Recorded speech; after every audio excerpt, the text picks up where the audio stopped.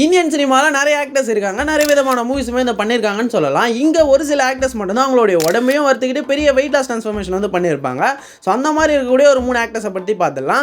Third பிளேஸில் யார் இருக்குதுன்னு பார்த்தோன்னா நம்ம ஆக்டர் சூர்யா தான் வந்து இருக்காரு. 2008 ரிலீஸ் ஆன வாரணம் ஆயிரம் மூவியில் பார்த்தோன்னா கிட்டத்தட்ட 15 kgs லூஸ் பண்ணி பெரிய வெயிட் லாஸ் ட்ரான்ஸ்ஃபர்மேஷன் வந்து பண்ணியிருப்பாரு.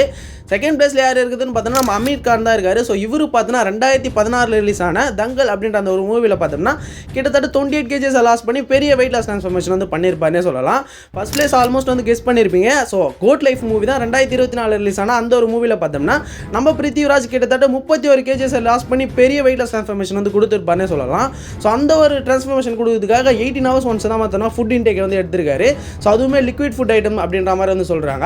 சரி எங்கப்பா சியான் விக்ரம் அப்படின்ற மாதிரிலாம் நீங்கள் கேட்பீங்க. ஸோ பார்ட் 1 வீடியோவில் வந்து போட்டிருக்கோம். ஸோ பிருத்திவிராஜை எத்தனை பேருக்கு பிடிக்கும் அப்படின்றத மறக்காமல் கமெண்ட் செக்ஷனில் சொல்லிட்டு போங்க.